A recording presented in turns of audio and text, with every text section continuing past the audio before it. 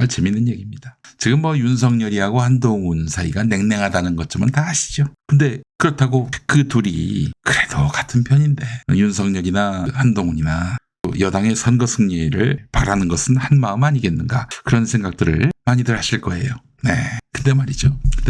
오늘 저 용산발 소식에 따르면은 그게 그렇지 않다는 거예요. 자, 용산발 출입 기자들의 전원에 따르면은 세종시 이전, 국회가 세종시로 완전히 이전하는 한동훈 발표. 그게 3월 27일 아침인가요? 아마 그렇죠? 3월 27일 아침인데 8시 반에 발표가 됐는데 용산 대통령실은 30분 전에 통보받았다고 합니다. 30분 전에. 아니, 국회 입법부를 통으로 세종시로 이전하는데 적어도 그 대통령실하고는 좀 뭔가 논의가 있어야 되는 거 아니에요? 근데 30분 전에 통보를 받았대. 그러니 진짜 이거 뭐, 그래서 윤석열이가 개빡쳤다고 합니다. 기자들의 전원에 따르면은 졸라빡침이라는 표현을 썼어요. 예. 그래서 윤석열과 한동훈 사이에 3차 대전이 일어날 뻔했다, 이런 이야기가 나옵니다. 누가요? 누구긴요. 한동훈이가 국회를 세종시로 완전히 이전하는 발표를 했는데 그거를 용산 대통령실이 30분 전에 알았다는 거예요. 30분 전에.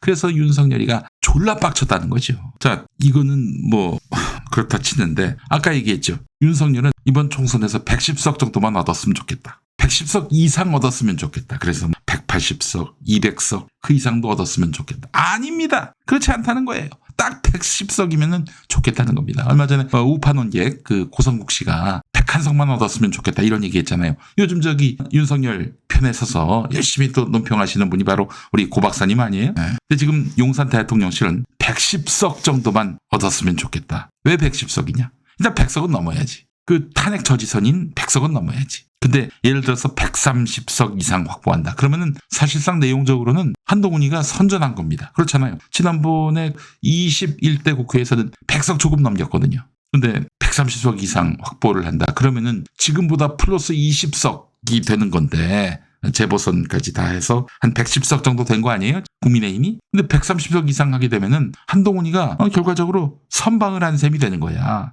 자, 그래서 110석. 너무 겸손하시네. 이거 정말 우리 민주진영에서 배워야 합니다.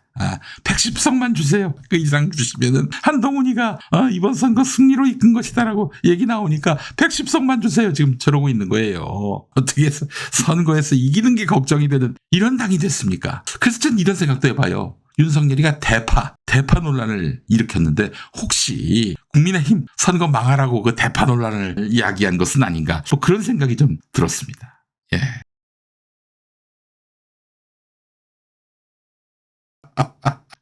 이 얘기 듣고 제가 얼마나 배꼽을 잡았는지.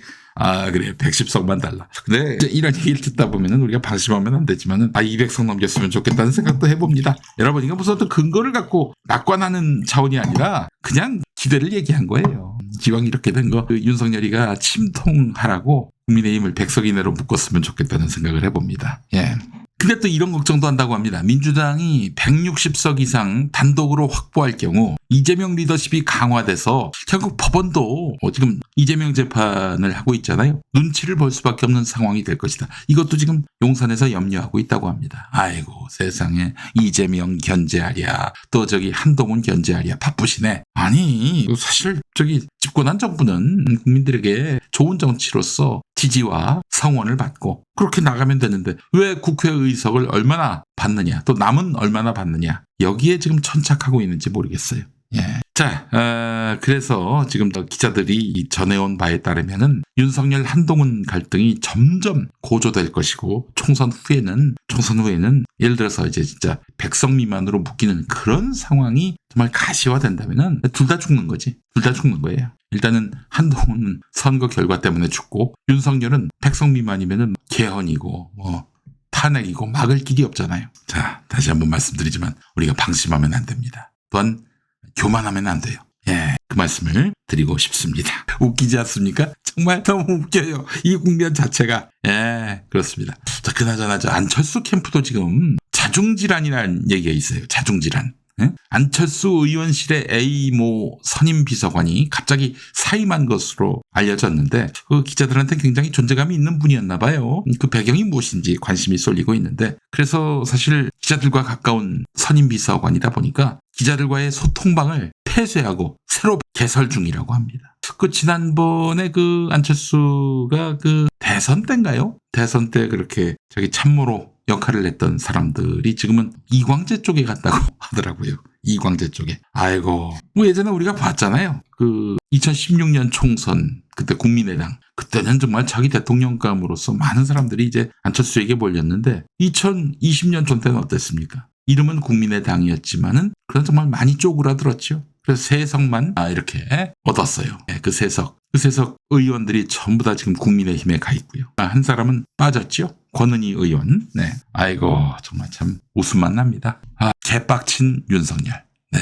이 총선 후면은 정치 뉴스가 별로 없어서 무슨 재미로 살지 이런 생각을 할 법도 한데 백성 미만이 된다면은 정말 볼거리가 많아질 것 같습니다. 윤석열과 한동훈이가 선거 패배 책임론을 두고 대판 붙을 것 같고요. 예. 그 와중에 또 그 한동훈이가 또 윤석열에게 그 미움을 사서 검찰 수사받고 기소되고 재판받고 그런 일이 벌어졌으면 좋겠습니다. 네, 완전 팝콘 각이 될 겁니다. 그러기 위해서는 민주당이 선거에서 승리를 해야 할 테고 그러기 위해서는 우리가 좀 더 겸손하게 좀 더 낮은 자세로 국민들 앞에서 신임을 받도록 노력을 해야 할 것 같습니다. 예, 제 말이 맞죠?